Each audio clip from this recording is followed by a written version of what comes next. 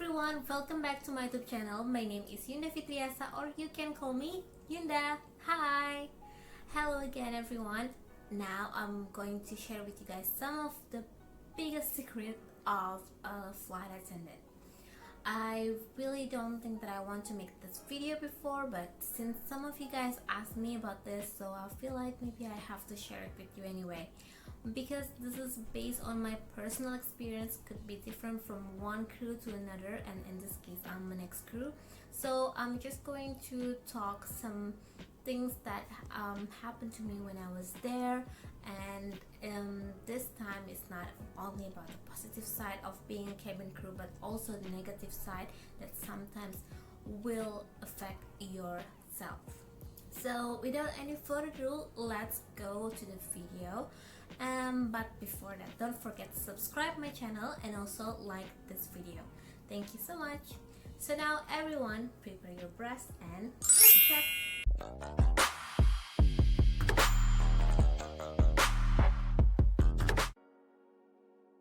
Some people always think that this job is glamorous, wonderful. It is, but not always like that. Even when you will just get into the aircraft, you will have to deal with a lot of things. Security search, and then there's a whole bunch of lists that flight attendant needs to do, and it needs to be done properly, because it means that you're saving your own life and the other passengers as well, and also the other crew. So you have to be really responsible when it comes to safety. There's one thing that you have to remember, that's not only just going to point A to this country and to that country and then having a fun layover.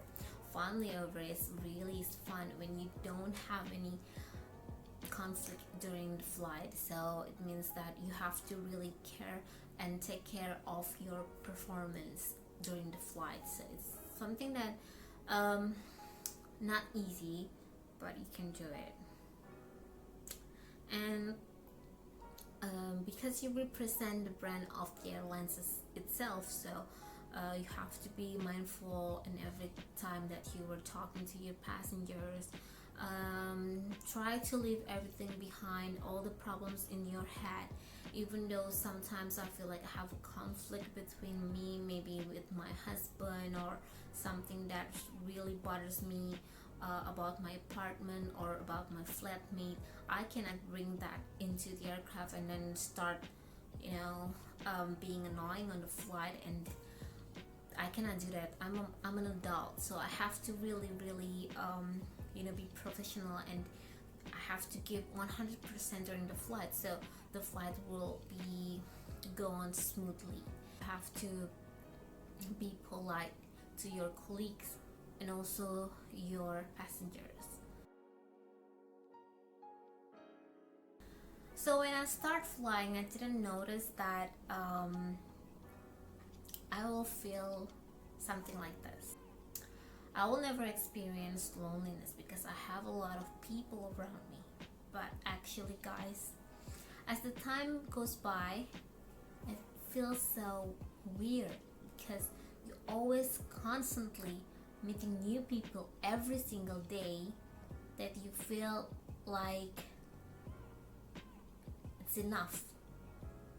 So on my day off, after a few years of flying, I feel like I want to be in my room just by myself, alone, just listen to music, and don't want to meet anybody else except for my close friends, and that's it. I just want to have like me time, like proper me time.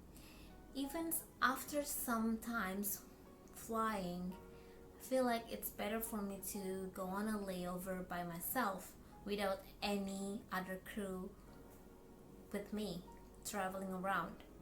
Well, sometimes I'm traveling with some crew, but I don't want to have like a crowded crowd going with me on a layover, because I want to have my me time.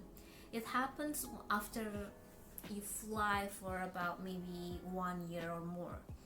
So when I first joined Emirates, I feel like I want to be with a lot of people, a lot of crew, like new people every single flight. Oh my god, this is so fun. But then I feel like I need time for myself, because on each and every flight feels like so tiring. Meeting new people every time, you have to introduce yourself again, so you have to be nice to them again. So sometimes you feel like you don't want to do all of this kind of thing, and you just want to sit there in your room, listen to music, and with nobody around, watching Netflix, and that's it. That's the best thing of being on a layover or a day off, when you can be with yourself. Just, this is how I feel. But it could be different from like any opinion from another crew, but that's how I feel. It affects my personal life as well. So when I back to my country on my leave days, the only thing that I want to do is just spend time with my family, with my kid, with my husband. At that time I only have one kid, so this is something that you have to keep in mind, that when you move to another country, find someone that you can talk to, best friend, boyfriend, girlfriend, or even if you don't have any of those, you can call your family back home, always go on Skype or video call with them, and trying to make conversation with someone that really close to you, that it will really help your mental health as well. This is something that most of the cabin crew can experience, because on the days when my family members usually gathering around together on Eid, celebrating Eid, or maybe some other crew, their families is celebrating Christmas, but we cannot do that. Sometimes we have a schedule to fly here and there, we have to go there, we have to fly, and that's the only options. So sometimes it could be really frustrating for me, and I've been in this stage where I cried on my bathroom in Dubai, and I just want to be with my family, and this is one of the main reasons why I left this job, because at the end of the day, every person have different opinion, different value, different priority, but in my case, in my mind, that my first priority is family. So after 3 years of flying, I feel like I don't want to be far away from them anymore, so I quit this job just because of the reason I don't want to be far away from my family. So it could be maybe for some people it sounds like, why you left this job just because of that reason, but for that reason it's my main reason. So so if you guys are wondering why I quit that job before, even though that was like my dream job, it's because I cannot bear with it anymore. I want to be with my family. One more thing that we as the cabin crew will have to really struggle about, sleeping. It's not really that easy, honestly, you guys, because we are traveling here and there, and having a good night proper sleep is something, sounds like a dream, that it sometimes it never happened to me. So each and every flight before the reporting time, I always try make myself to sleep. Just a couple of minutes, it will bring my energy come back to life. But let's say if I slept for 2 hours or 4 hours, I feel like, yes, I can do this. But if I didn't sleep before the flight, feels like, oh my god, what's gonna happen at the flight, and start panicking. But especially we are based in Dubai. If I'm going to New York, so the time is so different that I cannot really think what time is it right now. Oh, what day is it right now? I don't remember days anymore. I can only remember dates because it's written on my roster when I'm going to have a flight. You know, this kind of things makes me mesmerizing about how my life it was when I was flying. It's not that easy, you know. Like sometimes my family is calling me, "Are you coming on Monday?" Monday? You mean on the 15th? Oh yeah, I'll come to your house. Yeah, so I'll never even remember the days anymore. It's only about the date. That's the easiest thing for me to remember.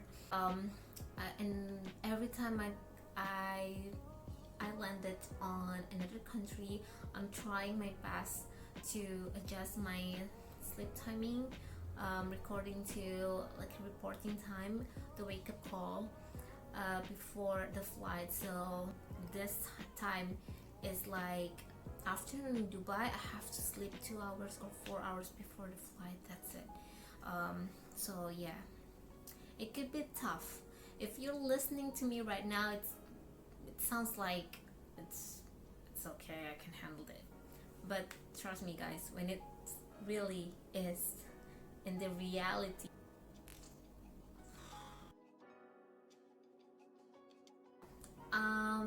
I think that I've tell you everything about the cabin crew life. How is it really like? It's not always that jet set kind of lifestyle. This job is a wonderful job. You will go to this country and to that country, and you're not going to pay anything, but actually you're getting paid to do so. But there's always the reason why you get paid, of course. So always bring the best of yourself during the flight, so you will experience the best flight with the crew and also with the passenger. And when you finally arrive on your layover, you can really relax and enjoy the time when you were there, and you can traveling around the country that you were going to. Okay, that's for now. Thank you so much, guys, for watching, and I would like to say thank you very much for the 500 subscribers on my YouTube channel. Even though it's just a little number, but it means so much to me. And thank you so much, and it feels so great when you guys send me DMs on my Instagram that you feel like really motivated after watch my videos. It means a lot to me because this is the reason why I want to continue to make videos for you guys, sharing my thoughts and my experience when I was working as a cabin crew. Thank you so much for watching, guys, and see you next time. Bye bye.